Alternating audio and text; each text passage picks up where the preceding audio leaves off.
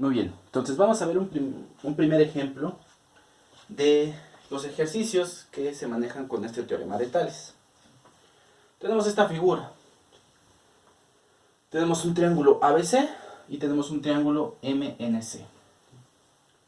Tenemos marcado que el segmento AC mide 44, el segmento MC mide 11, el segmento BC 32 y el segmento NC no sabemos cuánto vale. Y tenemos el indicativo de que el triángulo ABC es similar al triángulo MNC. Entonces, con eso nosotros ya tenemos que tener por entendido que los ángulos son iguales, ¿no? Y que estos lados guardan una proporción entre sí. Entonces, el consejo que les doy, ¿no? Que siento que sería más fácil para poder abordar este problema, ¿sí?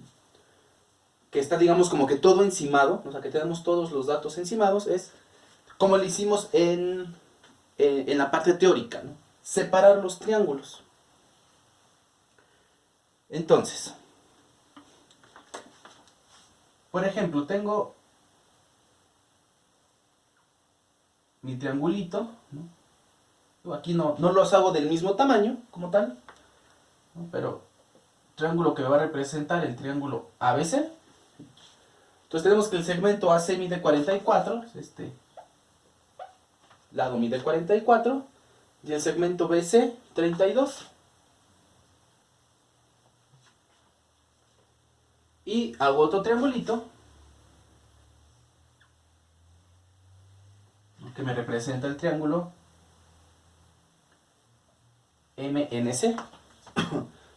¿No? Igual donde tengo que el segmento MC mide 11 y el segmento NC no sé cuánto mide. O sea, mejor para ver de una forma más sencilla, ¿no? Cómo están distribuidos los triángulos y sus datos. Si lo pueden ver desde aquí, bueno, fantástico. Si no, este es un buen consejo, ¿no? Separen los triángulos y establezcan las medidas de cada uno. ¿Esto también para qué nos ayuda? Bueno, hablamos de que los lados de estos triángulos son proporcionales. Y en algún momento antes nosotros hemos hablado de proporciones, ¿sí? Precisamente cuando tratamos el tema con las reglas de 3. ¿Sí? Establecimos que eran proporciones. Pues bueno, aquí al hablar de que la longitud de los lados de estos dos triángulos van a ser proporcionales, entonces tenemos que plantear una regla de 3. Y al separar los triángulos de esta forma nos ayudan a verla prácticamente la regla de 3 ya establecida. ¿Sí? Tengo mi triángulo ABC, entonces tengo este 32 y este 44. Dos datos que corresponden a mi triángulo ABC. Y de este lado tengo mi triángulo MNC. Entonces, el lado que desconozco su longitud y el lado que mide 11, el segmento MC. Esto lo tenemos planteado así ya, como tal la regla de 3, ¿no? Gracias a separar los triángulos de esta forma. Lado derecho del triángulo con lado derecho del triángulo, base del triángulo con base del triángulo. De forma vertical, los dos datos, o los datos se corresponden a cada triángulo, y de forma horizontal, cómo se relacionan entre cada uno. Y la tenemos planteada. ¿Sí? Ahora, en este caso, ¿no? Para el teorema de Tales, siempre tenemos que aplicar una regla de 3 directa. ¿Sí? ¿Por qué? Tenemos aquí un triángulo más grande y aquí van a ser datos de un triángulo más pequeño. Entonces, forzosamente, los datos de este lado, cuando estamos encontrando el triángulo pequeño, tienen que ser más pequeños que el triángulo grande.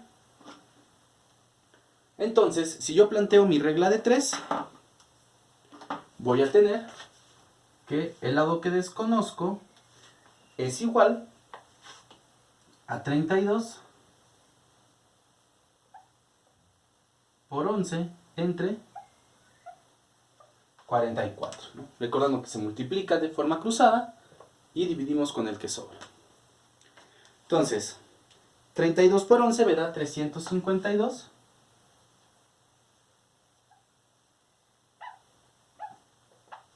Entre 44 y esto me da